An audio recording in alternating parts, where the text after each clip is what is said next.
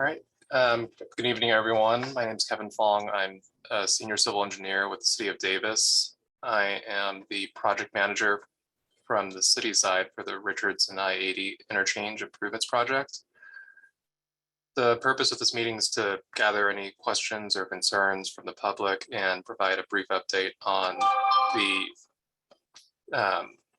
current status of the Richards I-80 project and have a presentation from Mark Thomas, our design consultant.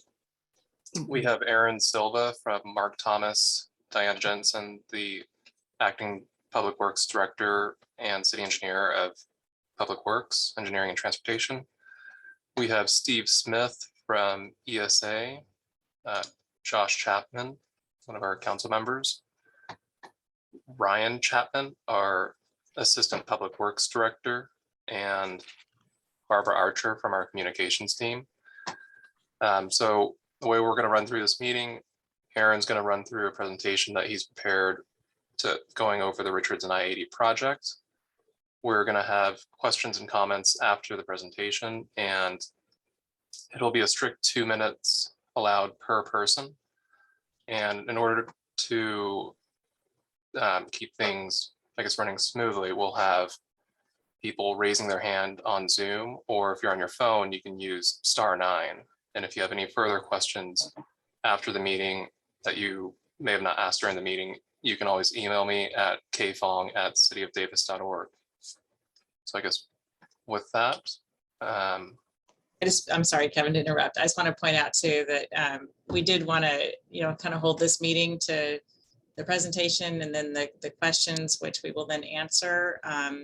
At that point, we are going to, let our consultants go if we've gone long, but Kevin and I are happy to stay on and answer further questions and have more dialogue after that. So if you didn't get everything you wanted to say in your 2 minutes, there will be time at the very end to have another opportunity. So thank you. All right. Well, thank you everyone for joining tonight. A quick outline for the presentation. We're going to go over a project background, discuss the purpose and need for the project. I'll walk through some of the proposed improvements. Steve from our team will be talking about the environmental document and the technical studies that went into it. I will give an overview of the project schedule, and then we could open it up for community feedback. This is looking at the existing conditions of the interchange at Richards and I-80. This interchange was reconstructed in 1992 and was originally planned to provide 4 lanes on Richards Boulevard underneath the Union Pacific Railroad. There was a voter referendum in 1997 that voted to preserve the existing 2-lane underpass, and so that will remain. The existing interchange on the westbound ramp is what's called a type L10 configuration, or a full cloverleaf. So there's no traffic signal. People have free movements on and off the freeway and on and off Richards Boulevard. The eastbound direction is a type L8 interchange, which is a loop off ramp and a diagonal on ramp, and that's controlled by a traffic signal. With the free flowing movements of the ramps, there's several conflicts with both pedestrian movements and bicyclists. And within a 5-year period, there's been 15 reported collisions at the Richards Boulevard Olive Drive intersection alone. This project has a pretty deep background. It was identified in the Richards Boulevard Olive Drive Circulation Improvement Feasibility Study, and it was identified as one of the city's highest priority projects to address the pedestrian and bicycle mobility and safety. The study also looked at the closure of the isolated off-ramp at Olive Drive, and I will go into that in more detail through the presentation. Because this is a local road interchange with a Caltrans facility, we have to follow the Caltrans process, and that starts with what they call a project initiation document, or a project study report. That was completed in April of 2017. The purpose of that type of report, it's a scoping document to really dive into what the improvements should look like and what studies should be included. So within the document, we evaluated alternatives identified the anticipated technical studies and level of the environmental document, reviewed existing traffic data to analyze and vet alternatives, develop project costs, and then it prepares our project for future phases, which is the current phase that we're in, the project approval and environmental document phase. So through the project approval and environmental document phase, we performed a traffic analysis report, which was completed and approved by Caltrans in June 2018. We prepared a draft project report, which talks about several items related to the project, the design features, the environmental impacts or environmental studies, the traffic report, stormwater data. So it covers quite a bit. And that was completed, the draft of that report was completed in February 2022. And what that allows is for the environmental document, the draft environmental document, to be circulated for public comment. We are anticipating finalizing this report in August of 2022.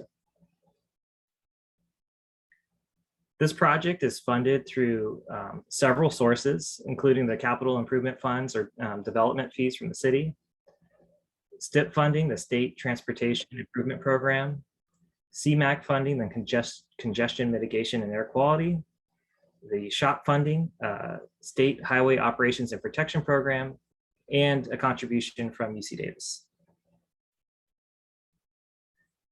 Now, going into the purpose and need, the primary purpose of the project is to accommodate the projected increase in traffic volumes as time goes on, and to improve safety for bicyclists and pedestrians.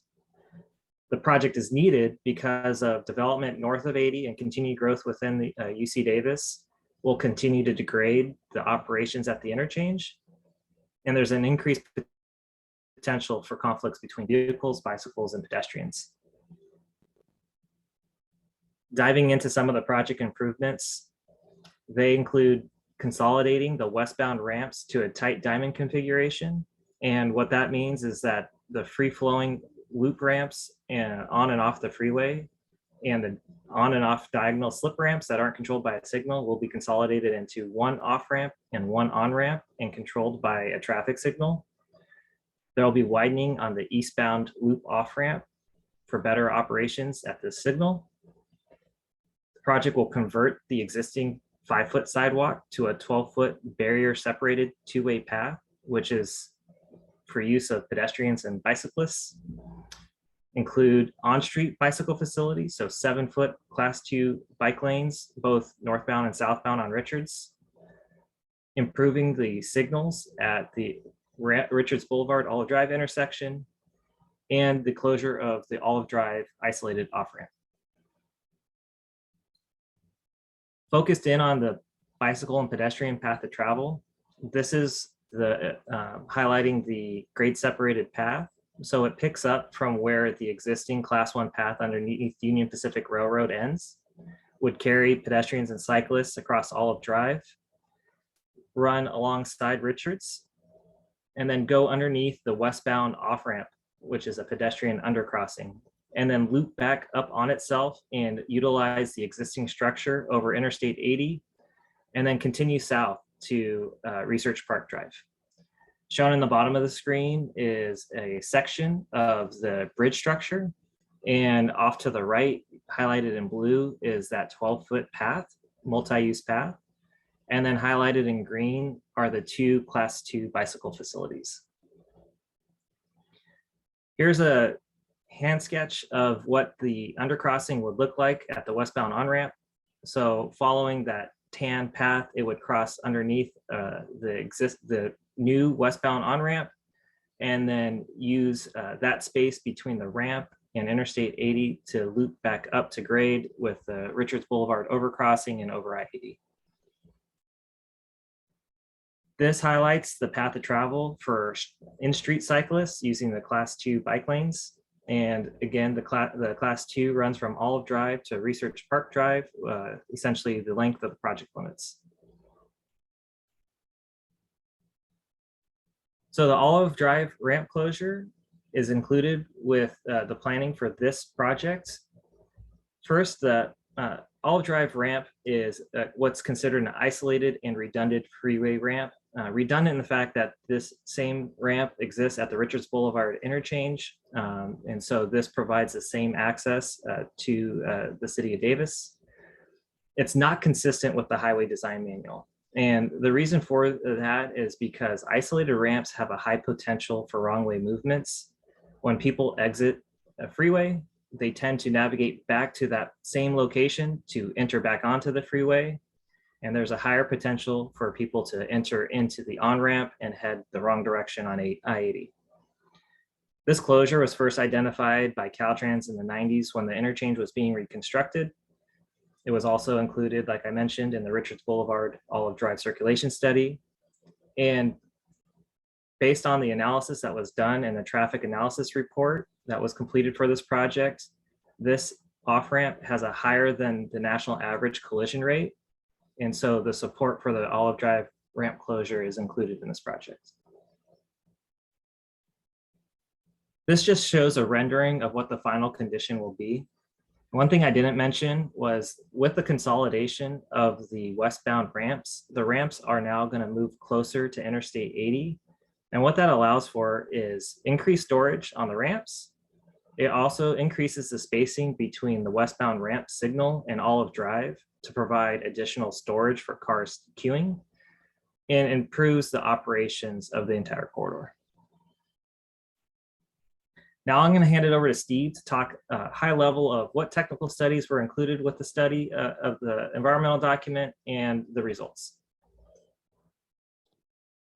Hi, as Kevin and Aaron noted, this is Steve Smith. Can I be, oh, sorry, didn't have my video on. Hope you can see me now. My name's Steve Smith. I'm a project manager with Environmental Science Associates, which is the consultant, which is providing environmental services for the project. Quickly, so the environmental review and compliance process for the project involved essentially two primary and somewhat overlapping phases. The first phase was preparation of environmental technical studies in support of the project's compliance with the National Environmental Policy Act, NEPA, under the oversight of Caltrans Planning and Environmental staff. And as you can see on the screen, these studies address potential effects of the project to, say, biological resources, historic and archaeological resources, air quality, noise, aesthetics, community impacts, and other topics requiring study. In addition, as Aaron mentioned, a traffic consultant prepared a transportation impact study that also evaluates the effect of the project on traffic operations, safety, etc., and also feeds into the environmental analysis of transportation and air quality, noise effects. So in these studies where potential impacts are identified, they prescribe mitigation measures such as pre-construction surveys and protections for sensitive birds or other biological species. And then once the studies were deemed satisfactory and approved by Caltrans environmental staff, Caltrans was able to make the determination pursuant to NEPA that the project would not have a significant impact on the environment and meets the definition of a categorical exclusion under NEPA. And what that means is the project is a class of actions defined on the Federal Register that typically do not have environmental impacts, but that needs to be supported and substantiated by the completion of the environmental studies. So once that phase is completed, we move forward into the CEQA phase of the environmental review, which is compliance with the California Environmental Quality Act. And that involves preparation of an initial study, which looks at those same environmental topic areas discussed for the NEPA phase, and in addition to others specific to CEQA, but they're largely overlapping. And through the preparation of that initial study, it was determined that the project with the incorporation of any applicable mitigation measures would not have significant effect on the environment. And then the next step is that document was circulated for a 30-day period of public review. The initial study and proposed mitigated negative declaration. During that period of review, which occurred from late February to late March of this year, no comments were received that identified any new environmentally relevant issues or impacts that changed the conclusion of that document and its findings. So with the environmental studies and CEQA and NEPA compliance actions largely completed, the next step in the process is the council will review the ISMND for adoption on July 19th, 2022. Thanks, Steve. So wanted to give a overview of the project schedule. Today is the community meeting, July 7th. Like Steve mentioned, the project environmental document will be presented to council on the July 19th council meeting. And then moving beyond the project approval and environmental document phase, the project will start final design, which includes plans, specifications, and estimates. These are going to be the contract documents that a contractor would use to construct the project. In parallel, we'll be starting the right-of-way phase. There are some access that needs to be acquired for the construction of the project. So that process will be beginning this summer, with the end goal of having the project ready for advertising for bidding in spring 2023 and an anticipated construction start date of summer 2023. So that concludes the presentation that we prepared, and I'd like to pass it over for some public comment.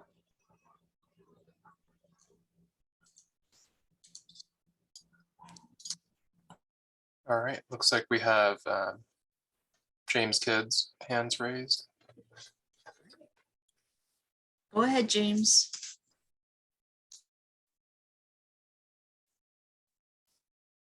Oh, you're on mute. So, can you hear me? Yes, we can hear Yeah, you. we can hear you now. Yeah, I want to go through a few 4 or 5 items very quickly. Based on the received comments from property owners and business along Olive Drive and Richards Boulevard, between 40 and 50% of their clients use the access from I-80 onto Olive Drive. Closure, in their opinion, will severely impact these owners and businesses. The second point, has any traffic study been performed during the 8:30, 12 o'clock, and 17:30 or 5:30 p.m. for each day prior to closing and after closing to determine the benefits of Olive Drive access from I-80? If not, this could be done during the current closing and upon reopening it during the construction period to do that same analysis.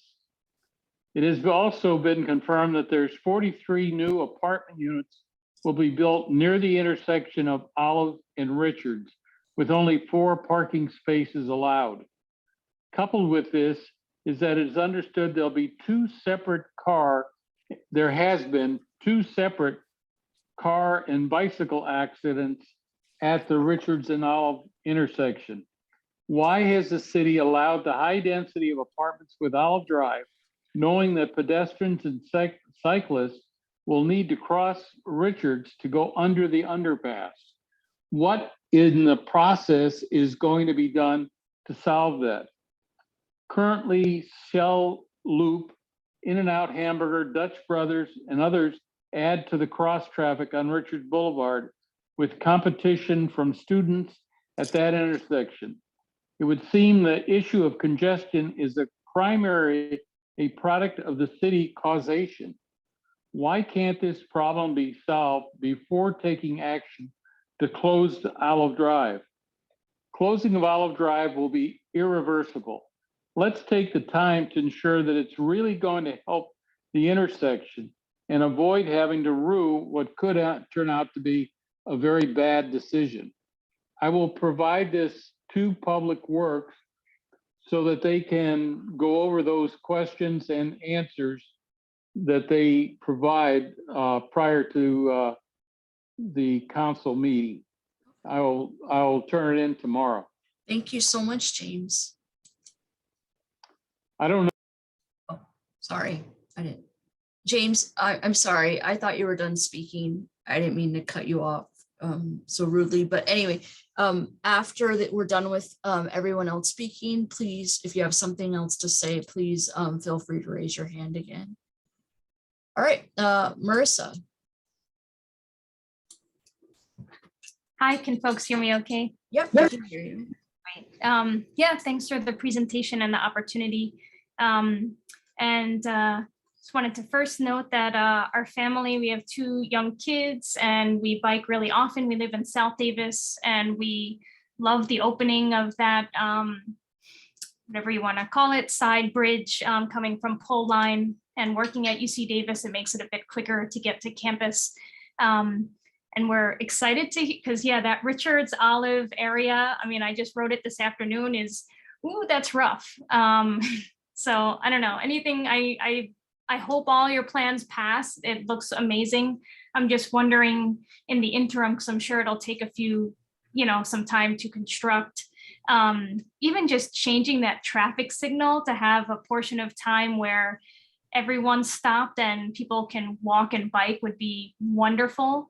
Because just such mass confusion when people are turning and people on their bikes are on the curb and are waiting when people are making a right. Anyway, so just my suggestion, if there can be some interim measures in place while you're waiting for the major construction to happen.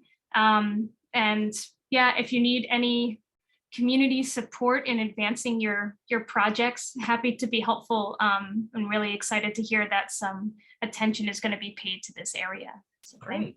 Thank you so much for that comment. It's really helpful. All right. Next we have Connor. Go ahead, Connor. So I am a resident of Olive Drive and also a pedestrian. I primarily walk places and do not really drive or bike. So that is the perspective I'm coming from here. So the main things that I want to say are, first of all, the crossing over the freeway, like as I go into South Davis, is definitely currently quite dangerous. So I'm glad that that is being addressed.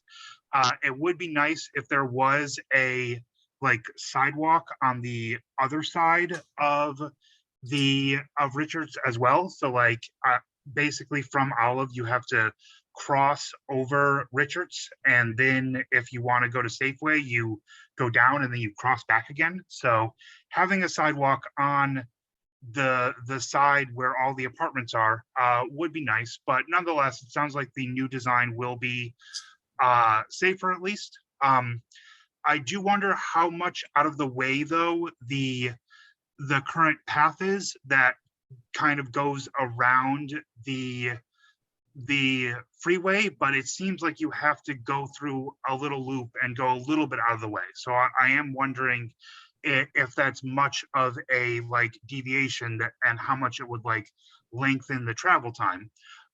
But then the other thing that I wanted to say is I am very much in favor of permanently closing the Olive off-ramp.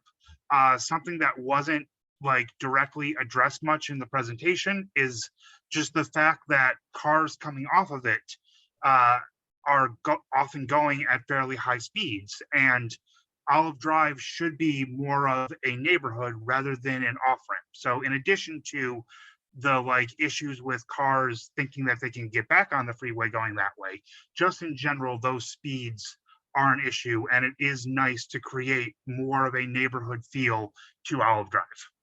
Great, thank you for that. All right, next we have you see Access Now. Go ahead. Okay. Hi there. I'm Megan Lynch. I am the founder of UC Access Now, and I am also a resident on Olive Drive, and I've been here for 3 years, so I've had a lot of time to observe the environment, which has been under construction more than not since I've been here. And unfortunately, I feel like there's no real mitigation to the community. We suffer a lot from that construction, and we don't actually see much given back to us. In fact, with the Lincoln 40 thing, we actually lost some of the width of our bike lane. The developer actually built the curb out further than that border was before, and nobody did a thing about it. I'm somebody who does drive, but I also spend the majority of my trips here on a bike. I'm also a disabled cyclist, so I ride on, quote unquote, unusual bikes, and infrastructure often does not take disabled people into consideration. I also should add that Olive Drive here does not have sidewalk, ADA compliant sidewalk all the way up and down both sides of the street. So, I thought one thing that might come out of construction was that we might get some sidewalk. We don't. So that speeding issue is a very big thing, because mobility aid users, wheelchair users, scooter users, cane users, people are out in the street because there are places where there are not sidewalks, and the sidewalk isn't wide enough where it does exist. There's now more people using it because more people live here. So sometimes people are in the street because they're trying to pass somebody walking their dog. And that means it's that much more important that we make this street a sort of priority for the most vulnerable users of it and the residents. So while I do feel for businesses that are trying to make it, there is another off-ramp. There is another way that auto users can get here. And even though I would be cutting off my own convenience to not be able to just, get off on the Olive Drive off-ramp, that's, more convenient to me in a way too. But I think for the safety of everybody involved, it's a better thing to keep that closed. So what I would say is, I agree with what Connor said, which is that, a lot of because these are performance auto places, a lot of them, we have a lot of trouble with people doing donuts at 3 a.m. and stuff. People come here to speed. And so doing anything we can to reduce, I don't think that level of service for a driver should be the first concern for any of this. And I say that as somebody who drives. I sit in traffic too. I don't like it more than anybody else does, but people's lives are more important. So I commend the effort, because it's definitely badly needed, not just in terms of human lives, but in terms of climate change. We need to do what we can to make it possible for people to walk safely, to use a wheelchair safely, to use a bicycle and a quadricycle safely. So I hope that not only will this be done with that in mind, but that disabled people will be involved in this. Like, I also congratulate the fact that I love that there's a shortcut from pole line, and that was badly needed for even just evacuation purposes in what is a really cutoff area between a gas line, a train that could derail, and also, the I-80. But the problem for me was the way that's constructed is not smooth. And so I'm actually afraid to be on it. I've only ever gone up it, and even up it is really scary for me. I ride a 4-wheel quadricycle, and it's built with these little jumps. It's not built smoothly. So I want to make sure that if we're building any kind of ramp-like thing for the path, that it's built smoothly, that it's not built with a bunch of little stages the way, because what happens like that, it's like, there's a reason why film companies go to San Francisco to film chases. It's because you can do those big flights off of those ramps. And that's what that pole line bridge is like right now for me. So there's more to say. And I'm sure there's, a lot of stuff that people want to say, but I just want to say, I'm happy this is happening. I just want to make sure it's done with the most vulnerable road users in mind, because this is hard to do. We all know we have to make it last for decades, so let's do it right, and let's do it accessibly. Got it. Yeah, thank you so much. All right, James, I don't see anyone else with their hand up, so I'm going to hand the floor back to you since I cut you off before.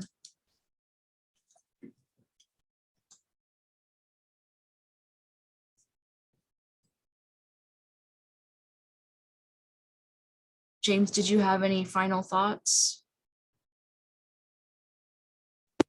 I'm sorry, can you hear me now? Oh, yeah, guess I was mhm, yeah, yeah.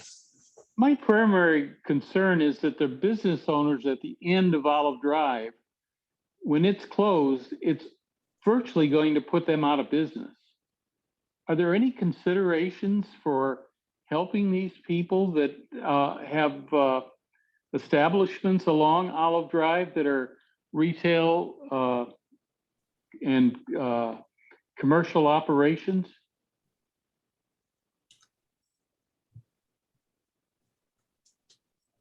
I'm not sure, but that's a really good question. And I guess the next part of what we're going to be doing right now is that our consultant team and city staff are going to go through the questions that were asked and respond to them, including the one that you just proposed. So I guess, Kevin, I'll hand it back to you.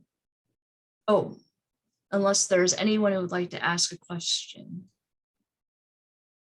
Can I ask a couple questions, Jennifer? Oh yeah, go ahead, Josh. Thank you. So I just wanted, maybe I missed it during the presentation. So is the exit being opened when construction starts, the Olive Drive exit? I've heard it referenced a couple times here. So I guess that'd be one question. The second piece would be, I'm just curious on the timeline, it didn't kind of have a projected length of how long the construction was going to last. It just said summer 2023 is when it's going to start. So I'd be curious for residents and business owners that are on this call to know how long that impact's going to be. And then I'd just like a little bit more information on what the exits are going to look like while construction's happening. The current exits, the 4 that we have there, are those going to be temporary closed at times? Are they going to be open? Are they going to be modified ramps? What does that look like during construction with on the current ramps? And those are my questions for right now. Thank you. Great.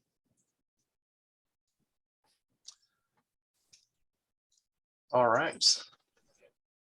So I jotted down some of the questions that were asked earlier.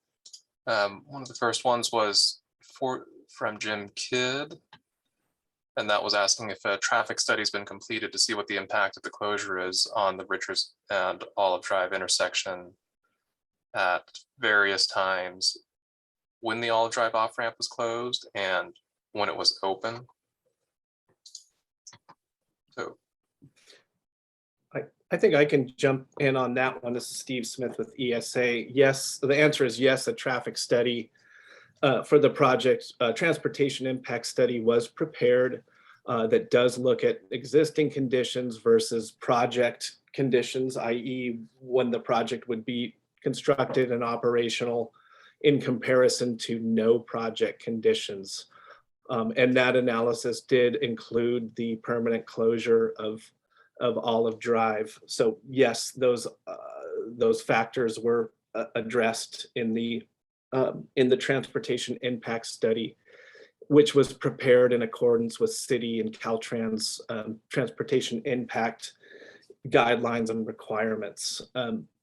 Basically, the answer to your question is the traffic impact study found that the project would not have adverse circulation, safety, or other traffic related impacts, and basically consistent with the purpose of the project, determined that the project would actually improve operational traffic circulation and safety over the existing condition. So I don't know if that completely answers your question, but yes, a traffic study in compliance with applicable standards was prepared and determined that there would be no adverse impacts related to traffic circulation, safety, and movement, and would in fact improve those conditions. Yeah, I'll just add a little more detail. The traffic analysis report would analyze traffic during peak periods. So James, the question was it measured at different times of the day? During the morning and the afternoon peak, they do. Traffic consultant prepares traffic counts throughout the day to define the peak for that particular location, and then that's what's used to be studied. And I think there also could be a little bit of confusion given that the Olive Drive exit is temporarily closed for the construction of pole line. So that's not reflective of the with project conditions that we're describing, because right now the existing interchange is being used to accommodate that additional traffic from Olive Drive. With our project, we're studying a construction year. So after it's completely constructed and opened, we have improved signals and intersection spacing. And so including that Olive Drive closure will operate different with the project constructed than with it currently right now with the full cloverleaf configuration that I described earlier. It's also analyzed in a design year condition. The design year is set 20 years out. So the operations have to be acceptable, an acceptable level of operations for a 20-year design life, and that was achieved. All right. Next question I have is from Jim Kidd as well. There was concern about the establishments at the end of Olive Drive potentially going out of business once the Olive Drive off-ramp is closed, and is there going to be any assistance provided to those, I guess, property owners or business owners? And you can correct me if I'm wrong, but I don't believe there's any plan for that at this point. No, there's not. I mean, there was nothing in our findings that supported that there would be any degradation to those businesses. So there is nothing currently planned at this time.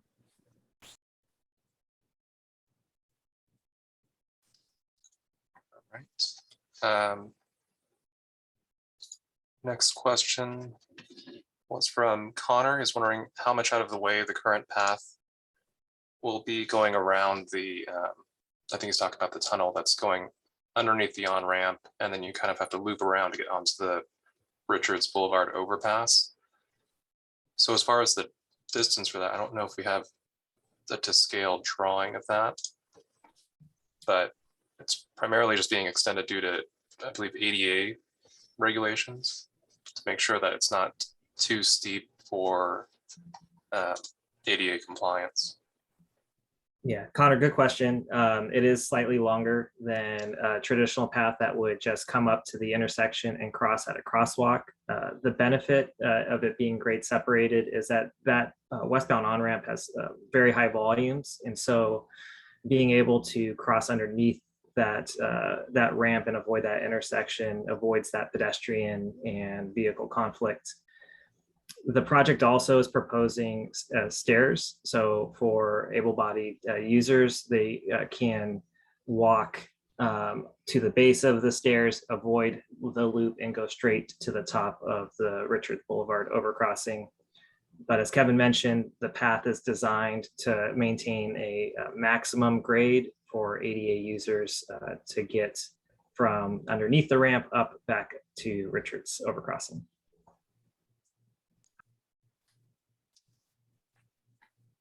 All right. Next question I have is from Josh. Is the Olive Drive off-ramp going to be closed during construction?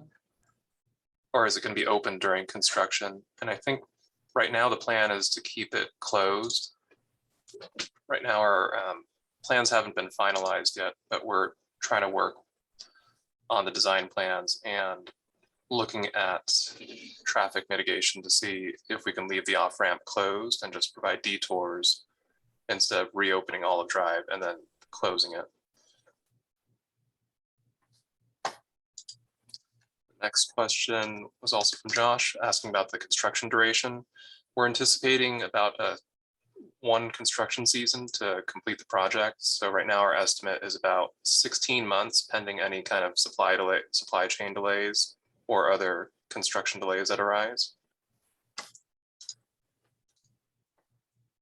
And the next question was more information on what the exits will look like, and will they be temporarily closed, modified ramps, etc. I think that's something that still hasn't been quite finalized yet, and will also depend on the contractor that is awarded the contract on what their plan is or the proposal is for the closure of the off ramps and on ramps during construction.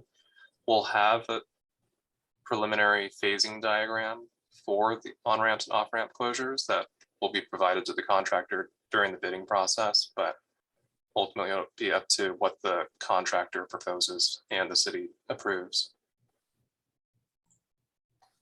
Yeah, and just a little more detail, because the new westbound ramps are going to be crossing over existing ramps, there is going to be a point at which that conflict has to be closed and a detour provided. So we're looking at potentially Mace Boulevard as the alternative route. The staging is also heavily regulated by Caltrans because it is a state facility. So they have a division that will assign acceptable durations for ramp closures and periods of days.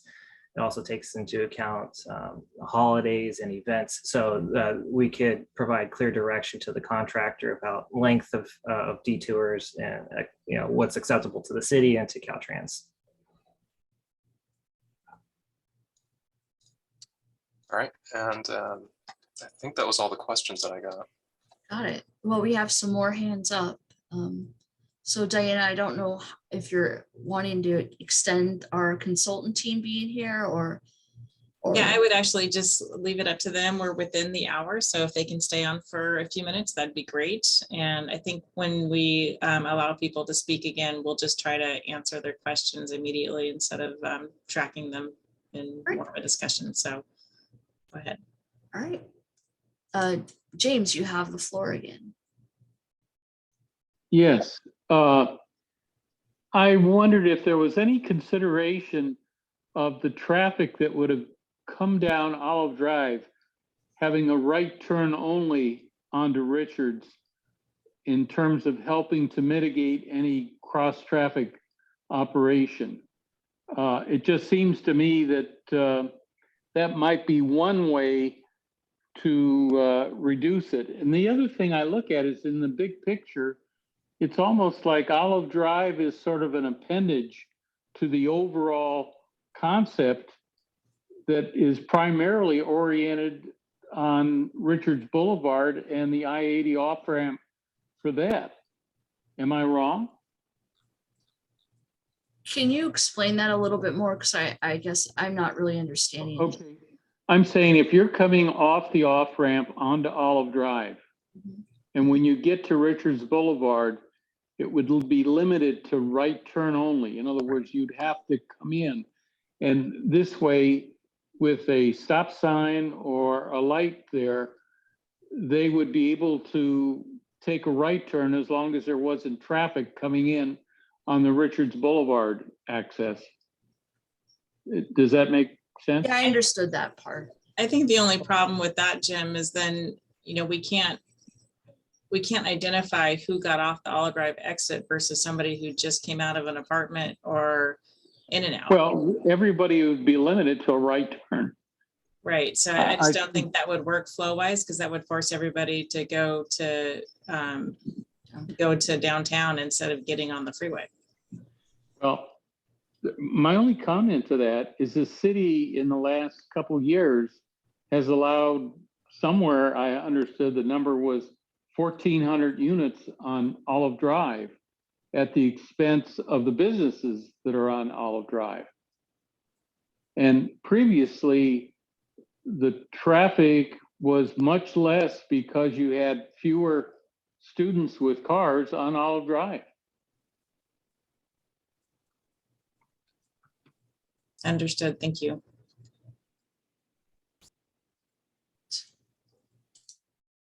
UAC Access. Sorry, I forgot your name, but please, you have the floor. Hi there. Okay, so the drawings went by kind of fast, which I understand. I mean, I didn't know. Bring them up again if you would like. I don't think I saw a grade there. And what I wanted to ask was the pole line bridge. I think that at least in the previous documents I've seen, that was like an 8% grade, which was the absolute top grade, the steepest grade allowed under ADA. But as I told you, it feels super steep to me because of, and let me ask you, do you understand what I mean when I talk about like the ramps in that bridge? It's not a complete straight line between the top and the bottom. It's got these little landings. And when you're walking, that's no big deal. That may give you a little breather. But when you're trying to go uphill, and I weigh quite a bit, and if I take so I need to use a lot of electrical assist on my bicycle to be able to get up that steep grade anyway, it basically launches me off at each flat part of it. And I would imagine going down, I've been too terrified to take it going down. And I'm a really experienced urban cyclist. I've been cycling since the 70s. I'm a pretty tough cyclist. I wasn't always disabled.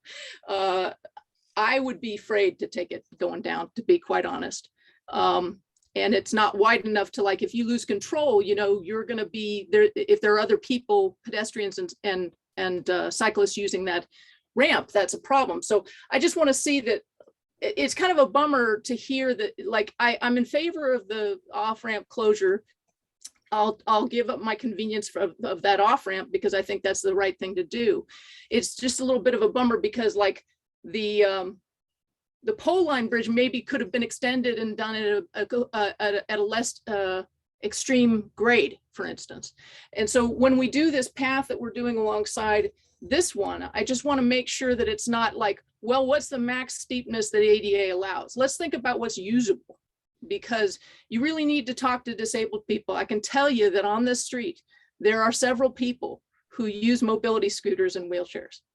And those are the folks that you ought to be talking to. And you can, in terms of, I would like to be able to try it out myself with my, as a disabled cyclist, to be able to check this out and make sure, what these, like, maybe there should be a practice ramp up, so that we can test that grade and see what it would be like at that width for a mixed, especially if cyclists and pedestrians are being put in any kind of mixed use areas, then there are additional safety issues because people have such varying speeds that they're going at in a mixed use area like that.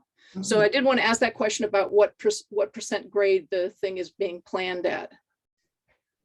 Hi, Anna. Kevin, do you mind if I take this one? So you bring up some really great points. Speaking to the pole line access, I don't know the design or the grade of it, but those landings are a requirement from the ADA standpoint. For every so often, you get the elevation change along a ramp. A landing has to be provided, and I think it's like every 2.5 feet of elevation change, a landing gets provided. So that is written into the law for ADA. For the purposes of Richards Boulevard, we're using a 4.5% grade. So that is, for our purpose, for a bike trail, 5% is maximum. We're going to 4.5%, which makes it easier to construct within those tolerances. And there is one landing, and you could see that it loops back on itself. The landing is in the curve where you would want to have people slow down. People are going to be moving at their slowest through those curves before they start the grade again. And I like your idea of having a sample. If you feel like traveling, there's a path very similar to this at the US 50 Watt Avenue interchange. It connects to the light rail station at Folsom Boulevard and then goes through the interchange and extends to American River Drive and to the American River Parkway for the bike trail. But it also goes through a Caltrans interchange using very similar grades. It would have the same feel that is being proposed at Richards and I-80. So that would be an opportunity for maybe to test it out and see what you think. Great. All right, Marissa, you have the floor.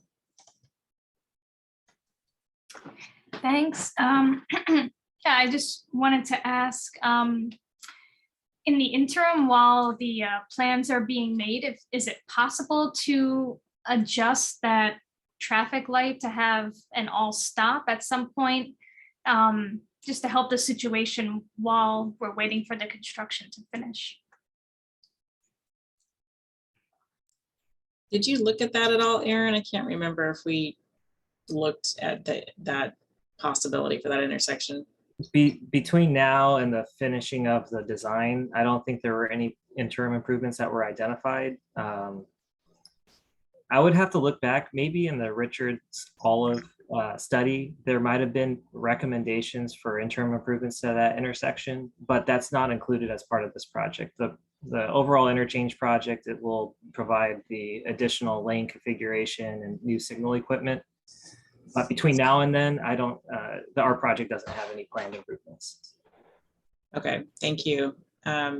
So Ryan, you're welcome to jump in here if you want to speak to that. Yeah, so I'll take a look at this and see what we can do.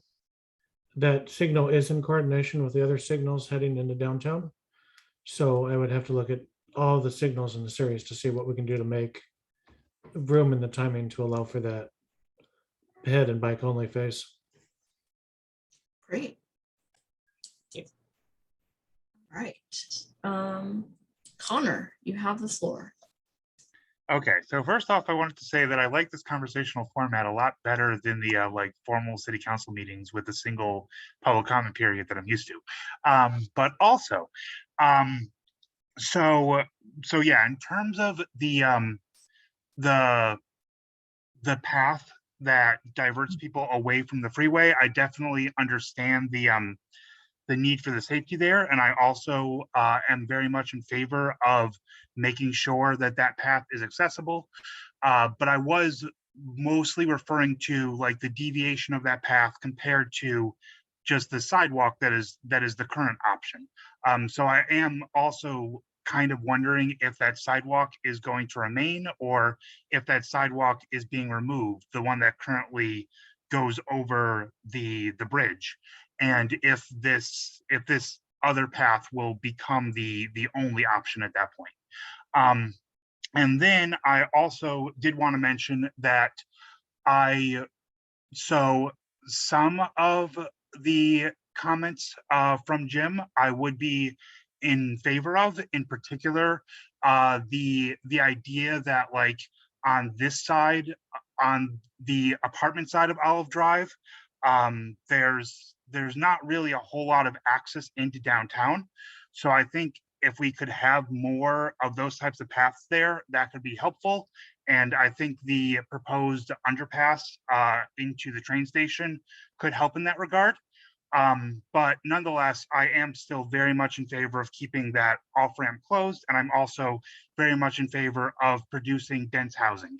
And I think that the benefits of those things outweigh the negatives. And I do think that traffic-wise, the traffic associated with a neighborhood is different than the traffic associated with a freeway off-ramp. So I think even though like traffic might increase in both cases, it's a different type of traffic, it's a different speed, it's a different relationship to the street. And that also would need to be accounted for when thinking about those different aspects. So I also think allowing people to go left at Olive Drive is important, especially for people who do live in the neighborhood where that's like a primary way that they get places. Great. Aaron, do you want to comment on the sidewalks? Yeah, Connor, well, the question about will the sidewalk remain, that sidewalk is being consolidated with the path. So it's existing 5 feet right now. It would be widened to be 12 feet wide, and it would be able to carry both pedestrians and cyclists.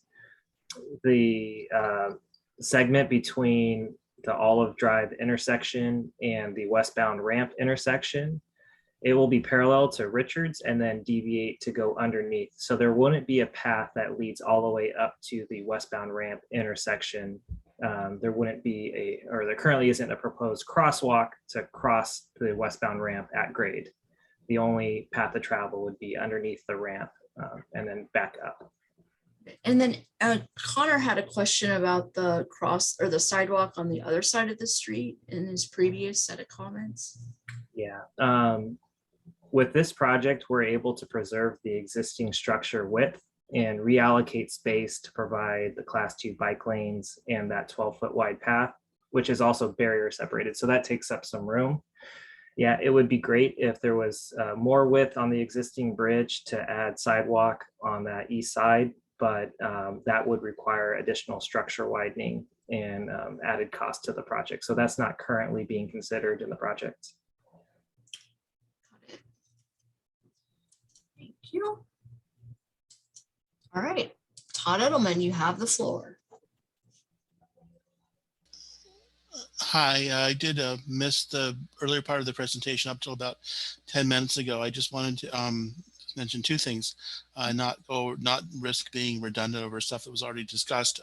One is that Aaron, I'm sorry, I already forgot your last name. You mentioned something about a cycle path maximum of 5%. What exactly that was referred to? And the second question is, and forgive me again if this was already mentioned earlier, is there something with the new configuration that stops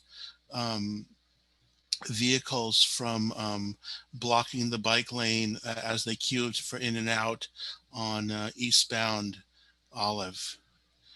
Just those Okay. 2 points, thanks.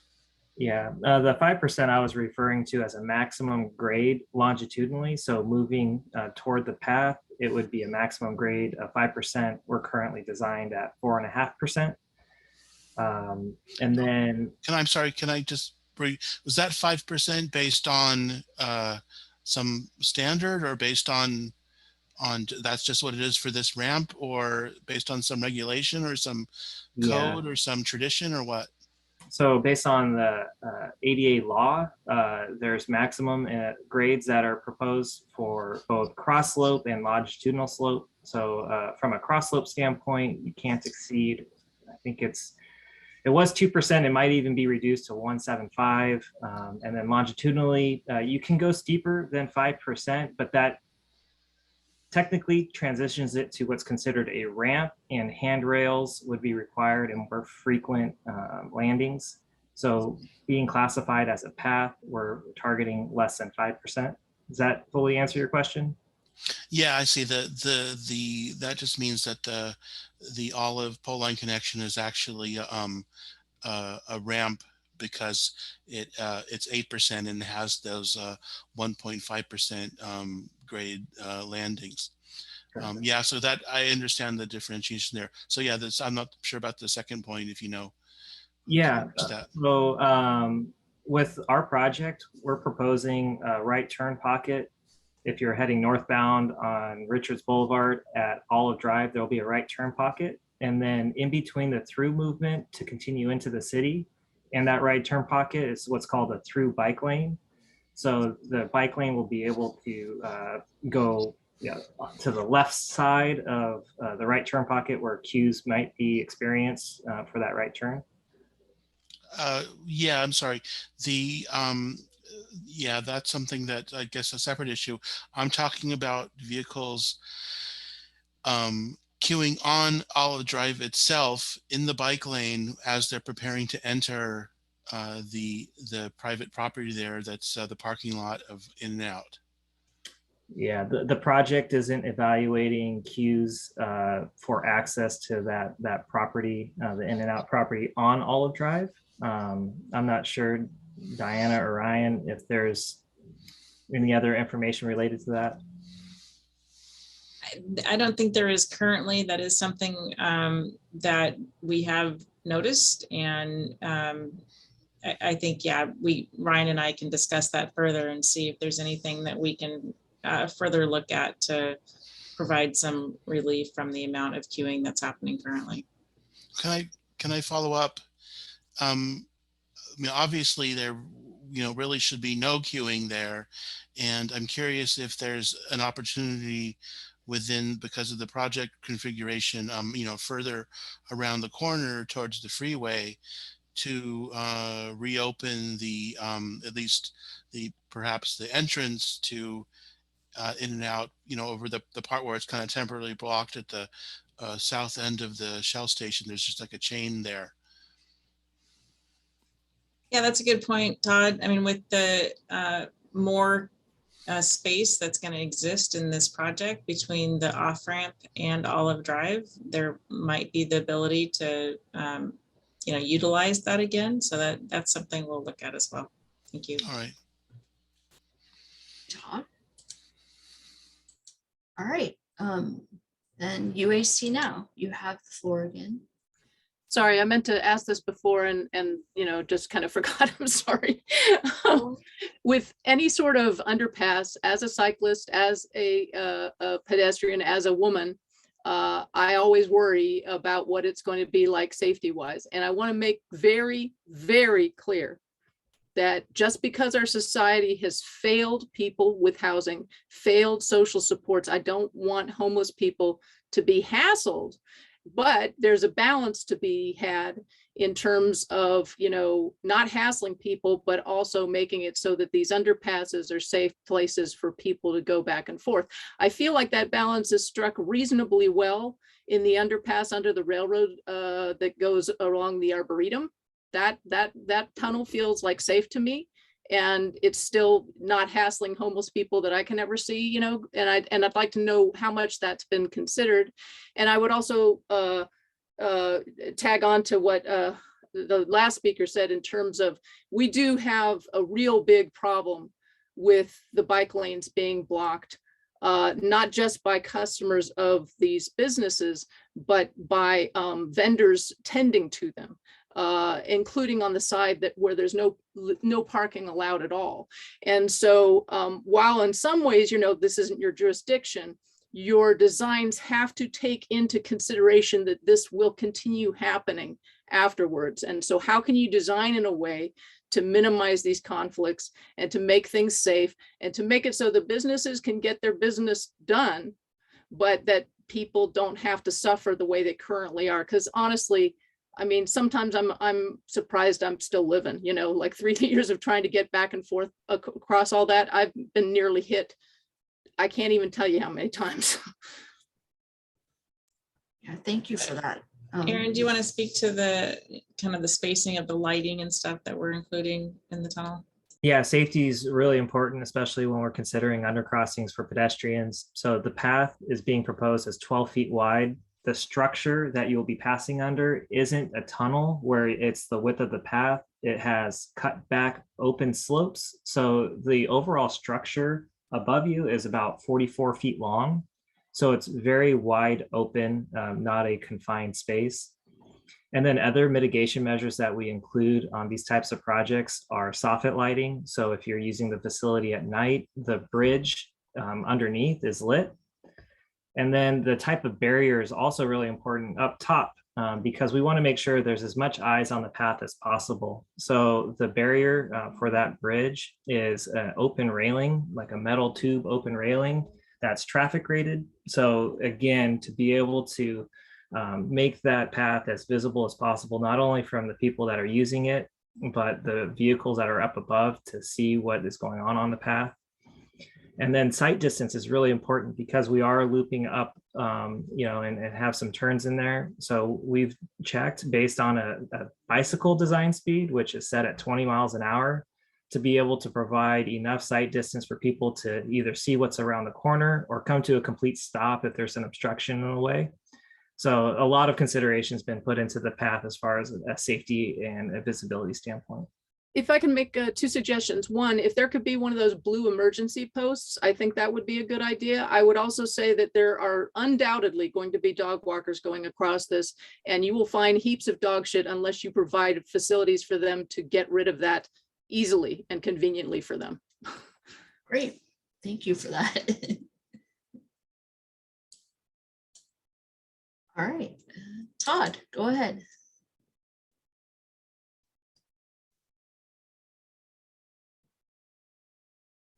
Todd, did you want to say anything else?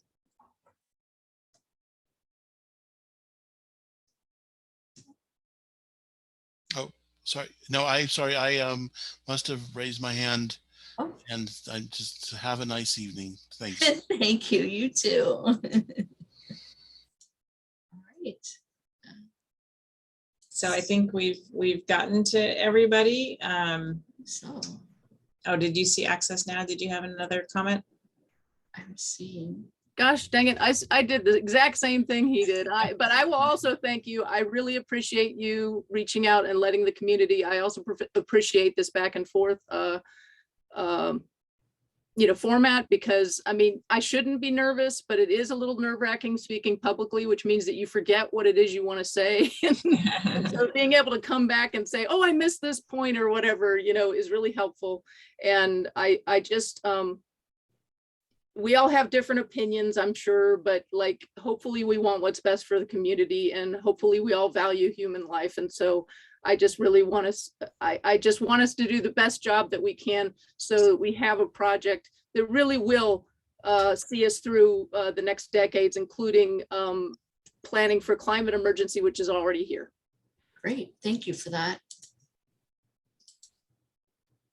Well, thank you so much, everybody. I'll just give our panelists one last chance if they have any closing remarks or anything else that they'd like to say.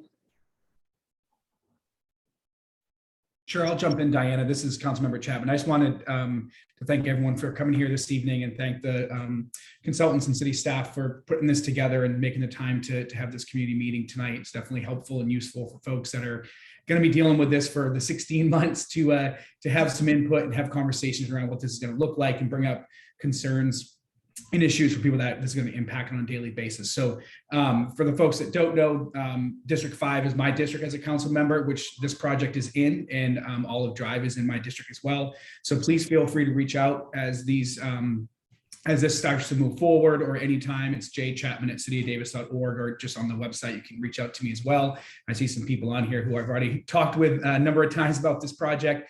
But if we haven't had a chance, or if anything comes up as we move through this, please don't hesitate to reach out to me. I'm more than happy to meet and talk. Thank you. Thank you so much. I appreciate that. All right, well, Jennifer, thank you for moderating our meeting this evening, and thanks to Kevin and Aaron and Steve for putting together the presentation. Really appreciate that, and all the great interaction and comments we received has been really helpful. So thanks, everyone, and we will be posting the recording of this meeting onto the project page on our city website. So if there's anybody that you know who really wanted to attend and couldn't, it takes a couple days sometimes to get that posted, but we will post that, as well as posting a PDF of the presentation. And I think that's it for today. Thank you. Goodbye, everyone. Thank you. Thanks.